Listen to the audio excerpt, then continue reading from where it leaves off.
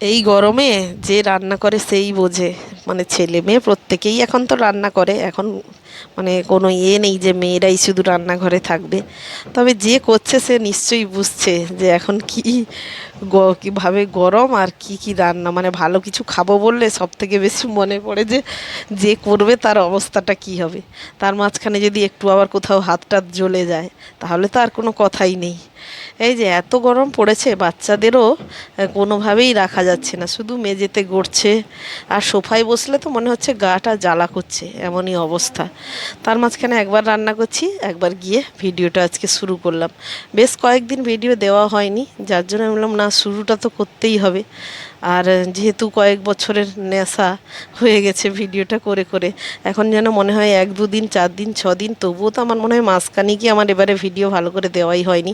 তার জন্য মনে হয় যেন কিছু একটা আমার ক্ষতি হয়ে যাচ্ছে, কিছু একটা আমার কোথাও যেন হচ্ছে না, এরকম একটা ব্যাপার হচ্ছে। মনে মনে মনের দিক দিয়ে শান্তি পাচ্ছি না, এরকম একটা ব্যাপার ভিডিও না করলে যেন। আর তার সঙ্গে হচ্ছে এই যে দেখুন, ডিমের বড়া করছি, মাছের ডিমের বড়া। আজ মাছের ডিমের বড়াটা কে কীভাবে রান্না করেন অবশ্যই কমেন্টে জানাবেন। শুধুই তো বড়া তো খেতে ভালোই লাগে, তার সঙ্গে আমাদের বাড়িতে কিন্তু মাছের ডিমের টকও হয়। আবার কেউ কেউ চাটনিও অনেক করে।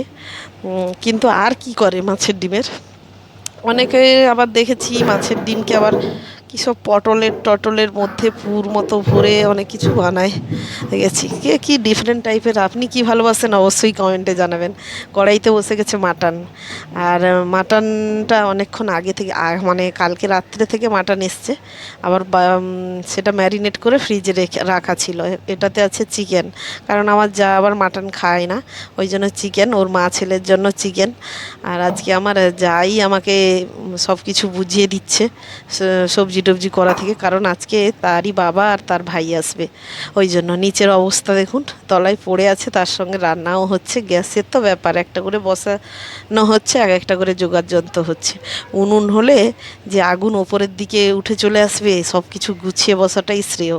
কিন্তু আমার মনে হয় সব কিছু এখানে যদি গুছিয়ে বসতে যাই অনেকটা দেরি হয়ে যাবে, অনেকটা। একে তো হলো খুব গরম চড়া, দুয়ে হলো রান্না তো করছি অনেকগুলো পদ, সেটা লাস্টেই দেখাবো। তার মধ্যে 3 নম্বরে কি হয়েছে জানেন, এক্ষুনি গ্যাস শেষ হয়ে গেছে। হ্যাঁ ভাবুন, এই গরমে রান্না করছি তো ঠিক আছে, তারপরেও যদি আবার গ্যাস সিলিন্ডার বয়ে নিয়ে এসে লাগিয়ে রান্না করতে আর ভিডিও করার কোনো এনার্জি থাকে? তাই এই যে রান্না পুরো কমপ্লিট হয়ে গেছে, গ্যাস সিলিন্ডার বয়ে নিয়ে এসে লাগালাম, আমি আর যা মিলে বয়ে নিয়ে এলাম, লাগালাম। আর এখন রান্না পুরো কমপ্লিট। এই যে মাটনের কালার হয়েছে দেখুন, এই আজকে কাশ্মীরি লঙ্কার গুঁড়ো একটু দেওয়া হয়েছে কালারের জন্য। আর ওই যে বড় প্রেসারে বসিয়ে দিয়েছিলাম, এই জন্য 1.5 কেজি মাংস তো তলানিতে গিয়ে যেন পড়েছে। এটা হলো চিকেন, পুরো কালা চিকেন হয়েছে, কারণ আমার যা বসিয়ে দিয়ে বাচ্চাকে স্নান করাতে গেছিলো, এসে যেন দেখে পুড়ে গেছে। ওই জন্য পুরো কালা চিকেন হয়ে গেছে, একটু পোড়া পোড়া গন্ধ। আমার কিন্তু আবার একটু পোড়া পোড়া হলে খেতে কিন্তু মন্দ লাগে না, আমার তো মনে হয় আরও টেস্টি লাগে, একটু পোড়া পোড়া হলে টেস্টি লাগে। ওই জন্য এই যে হয়ে গেছে, এই যে হয়েছে একটা চচ্চড়ি, তার সঙ্গে হয়েছে মাটন, তারপরে মাছের ডিমের বড়া তো দেখাচ্ছিলাম। আরও কি কি হয়েছে দেখাচ্ছি। এই যে শাকের ভাজা হয়েছে, তার সাথে হয়েছে এলো মাছের ভাজা, অনেক কিছুই পদ হয়েছে। আর মাটনগুলো সব ধীরে ধীরে সবার জন্য বেড়ে রেখে দিচ্ছি। আর যে এই যে হলো মাছের টক, ঢ্যাঁড়স কুমড়ো কাঁচা আম দিয়ে মাছের টক, কারণ শ্বশুর মশাই শাশুড়ি মা মাংস খান না, ওদের জন্য মাছ হয়েছে। আর এখানে মাছের ভাজা, আর আছে মাছের ডিমেরও ভাজা, দুটো ভাজা আছে। মানে মাছের ডিম থেকে মাছের মানে কোনো কিছুই খাওয়া ছাড়ছে না মানুষ। আমি শুধু ভাবছি যে ডিমের মধ্যে হাজার হাজার মাছ আমরা খেয়ে নিচ্ছি। হ্যাঁ, তার সঙ্গে বড়িও ভাজা। মানে এগুলো সব আমার জায়ের, তার যেগুলো তার বাবাকে আর ভাইকে খাওয়াতে ইচ্ছে হয়েছে সে তার সেগুলো করেছে, কারণ তার বাবাও একা একা হাত পুড়িয়ে কর্মসূত্রে বাইরে থাকে, রান্না করে, তার ভাইও হোস্টেলে থাকে।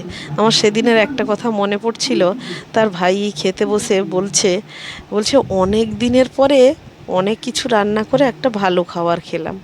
এইটা আমার শুনে মনে হচ্ছিল আহারে। তার দিদি আমার দিকে তাকিয়ে বললো, দেখো দিদিভাই, ভাই এইরকম বলছে যে অনেক দিনের পরে একটু ভালো করে খেলাম। আমি সেটাই শুধু ভাবছি যে মেসে থাকে বলে, দূরে বাড়ি বলে, ভালো কিছু রান্না করে খেয়েছে বলে বলছে কত সুন্দর, যে অনেক পদ দিয়ে অনেক দিন পরে থালা সাজিয়ে খেলাম।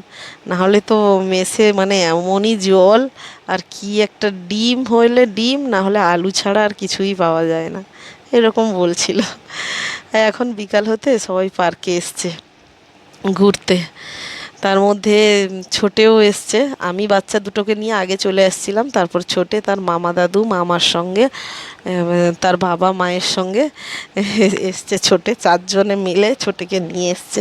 কিন্তু আমাকে তো দুজনকে টেনে টেনে নিয়ে আসতে হবে, আর ওরা আসবে কিনা তার কোনো গ্যারেন্টি ছিল না। আর আমার যখন বায়না করেছে তো আমাকে নিয়ে যেতেই হবে দুজনকে। আমার তো সেই ছোট্ট থেকে তার বাবা 1 বছরের পর থেকে যতদিন থেকে চলে গেছে দুজনকে ছেড়ে দিয়ে, যবেই পার্কে আসি 1 বছরের থেকে দুজনকে আস্তে আস্তে আস্তে আস্তে করে হাঁটিয়ে হাঁটিয়ে সাইকেল রিক্সা পাশ কাটিয়ে নিয়ে এসে এসে আমার এখন অভ্যস্ত হয়ে গেছি। এখন চলে আসি গড় গড় করে। আর ছোটকে তো তার তার চারজন নিয়ে এসছে। আর পার্কে ঘরের এতজনকে দেখে আমার যেন মনে খুশি হচ্ছিল। দেখুন পেছনে দাঁড়িয়ে আছে তার মামা দাদু মামা, আর ওইদিকে আমার দেওর, আর আমার যা ওখানে বাচ্চাদের নিয়ে এই যে ঘোরাচ্ছে। ছোটকে তো ধরে রাখতে হচ্ছে, কারণ সে কোথাও গড়ে পড়বে ফক করে, এখন মাথায় আঘাত পাবে। ওই জন্য তাকে ধরে ধরে তার মা ঘোরাচ্ছে। আর আমি এসে একটু বসেছি। আজকের মতো ভিডিওটা আমি এখানেই শেষ করলাম। সবাই ভালো থাকবেন, সুস্থ